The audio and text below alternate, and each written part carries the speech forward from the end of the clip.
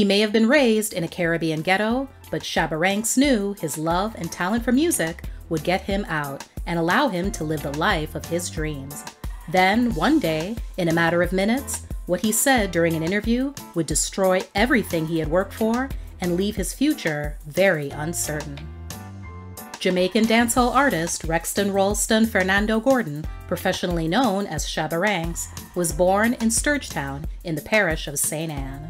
In pursuit of better opportunities, his parents moved and ultimately settled in the capital city of Kingston when he was 8 years old.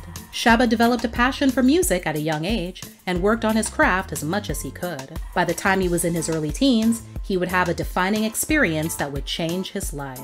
His brother-in-law invited him to work as a bottle collector during an event featuring up-and-coming artist Josie Wales. Instead of doing his job, Shabba found himself glued to the stage watching Josie perform. He was overtaken by the magic of music. Soon, Shabba would devote himself entirely to the pursuit of his own career in music. As it turned out, he would have all the time in the world to focus after getting kicked out of his high school. Cause me's a troublemaker still, you see?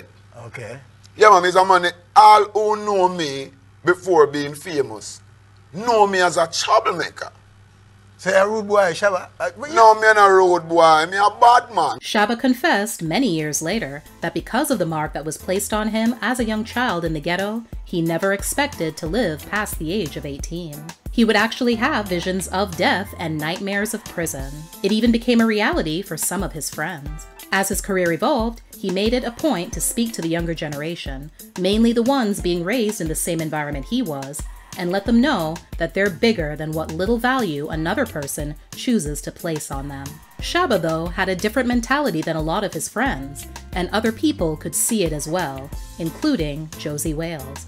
Josie came across Shabba one day hanging out with his friends, pulled him aside, and gave him some words of wisdom about the company he was keeping. He also invited Shabba to come to the recording studio he was going to the following day. At that point, Shabba had only ever seen the inside of a studio once. He was so excited about the experience, he couldn't sleep that night. The studio ended up being one of the biggest recording studios in the country at the time. Josie vouched for Shabba's talent to none other than super producer King Jammy. Jammy decided to take a chance on him and offered 16-year-old Shabba a job as a DJ. His original stage name was Co-Pilot, and it was under this name that he cut his first single, Heat Under Sufferer's Feet, in 1985. Soon after, he changed his name to Shabba Ranks.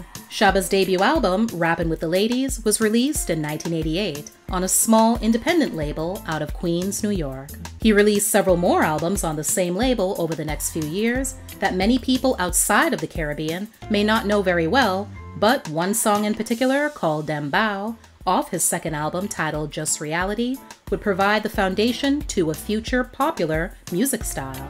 The rhythm used on the track became the defining characteristic of Puerto Rican reggaeton, earlier simply referred to as dembow. Shabba's ladies' man image, signature Gumby haircut, flowing suits, manicured eyebrows, and gold jewelry made him stand out from a visual angle, but it was his deep vocals alongside some trendy rhythms and catchy hooks that led to a major label deal in the US with Epic Records. His first project for his new label would be 1991's As Raw as Ever. It was his first album to be well received by critics as well as the public, and contained the hit singles Trailer Load of Girls and House Call, featuring British Jamaican reggae artist Maxi Priest.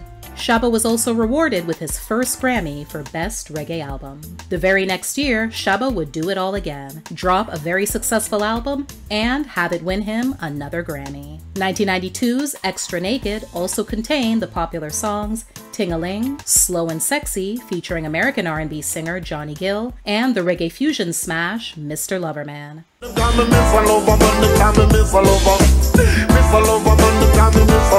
This one in particular would go on to become his biggest hit outside of Jamaica. Fans of Shabba from the beginning of his career will recognize the song from his first album. It was a recut from a song initially released as Champion Lover on British Guyanese artist Deborah Glasgow's debut album. Sadly, Deborah passed away at the age of 29 after a battle with lymphoma, so Shabba decided to re-record the tune, this time with Chevelle Franklin as the featured singer. As high as Shabba was riding in his career that year, he would also experience a major low right at the end. In December, he did an interview that many would attribute to derailing his career and changing dancehall. During an appearance on British TV network Channel 4 music show The Word, he was asked to give his thoughts on the subject of the hit song Boom Bye Bye by fellow Jamaican dancehall artist Buju Banton. The song stirred up a lot of controversy and was already labeled as a hate song by the Gay and Lesbian Alliance Against Defamation, or GLAAD. Shabba co-signed Buju's sentiments in the song, saying if someone forfeits the word of God, they deserve crucifixion. He added that he lived by the concept of the good book, and it states that man should multiply, and that multiplication is done by a male and a female. He was condemned for his comments by presenter Mark Lamar.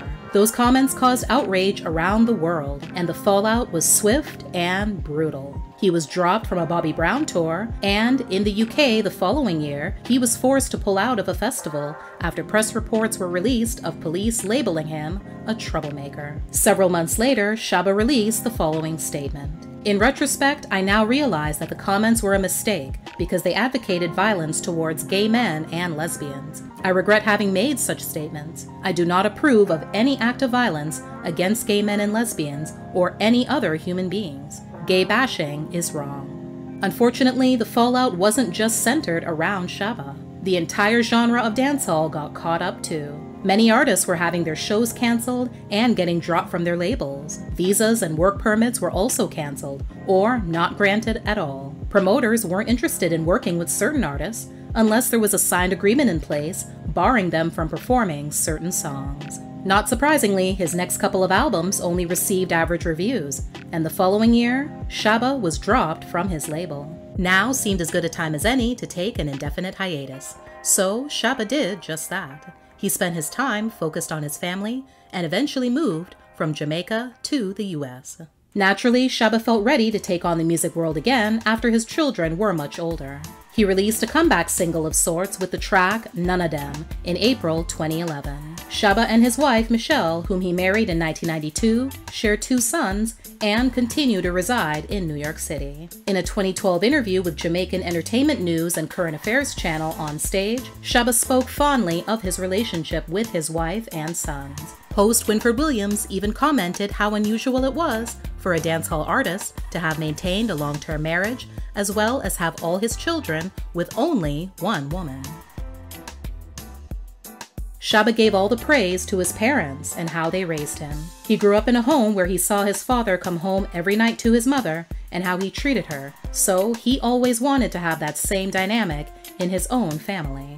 Shabba made a return to his country after a decade away to participate in Sumfest, the largest music festival in Jamaica and the Caribbean, for their 20th anniversary celebration. Shabba's been very vocal about his disappointment with the evolution of the Jamaican dancehall music scene. He's well aware of how cutthroat and crabs-in-a-barrel-like artists that have come up after him behave towards each other. He's also touched on why, despite urging from his fans, he hasn't put out much music over the years. Because I cannot just release records just for free issues. I don't care what they say about this man. Yeah. Me no businessman. I am a businessman. And us, from this part of the world, treat our music like it's not business. Yeah. Where you do your song and you give it to a man and him go sell your music and him rich off of your music. I did that for too many years gone by. Now is a time where me must reap off of my music. If anybody within this world want to distribute some Shabba music, they have to cut Shabba a check. In 2013, American TV channel BET asked Shabba to be part of their reggae and dancehall tribute scheduled to be included in their award show taking place that summer. Many other artists such as Don Penn, Shaka Demus and Pliers, Beanie Man, and Elephant Man made the trip to LA to bring the house down. Shabba, however, was nowhere to be found. He would later say that even though he did already have a prior engagement scheduled, he still inquired about how the event would be organized. He easily came to the decision to not perform after being told that he would have to share the stage with 4 or 5 other people at once and also not get the opportunity to walk the red carpet. It's always been important to Shabba to represent dancehall to the best of his abilities, and he felt that BET was taking that away from him. He also spoke about how it's always been BET's style to put the genre in a little corner and pull it out whenever they felt like it. Interestingly enough, fellow Jamaican dancehall artist Patra expressed similar feelings on why she also chose not to participate in the show. When asked about regrets, Shabba has said that he only has one: when doing business, putting his trust in people that he thought had his back, but were really setting him up to stab him in it. Shabba continues to write and record, even if no one else hears it, and his worldwide influence is undeniable, and he's always expressed love to those who've shown him love throughout his career, including American hip-hop artist A$AP Ferg for his 2013 track featuring A$AP Rocky, appropriately titled Shabba. He also made a cameo in the music video.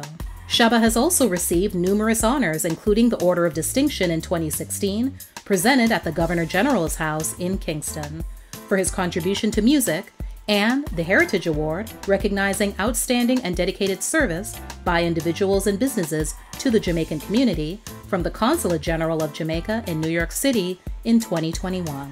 Earlier this year, Shabba gave his mother, who passed away at the age of 81 in February, a heartfelt and passionate graveside speech that tugged at everyone's heartstrings. He proclaimed that she taught him to love God and how to strive to survive. She was also the one to encourage him to continue his pursuit of music when everyone else was telling him he would never make it. Shabba concluded with a mention of how his love for his mother set the precedence for him to love his wife. "My mother is my first girlfriend, so she taught me how to love my wife.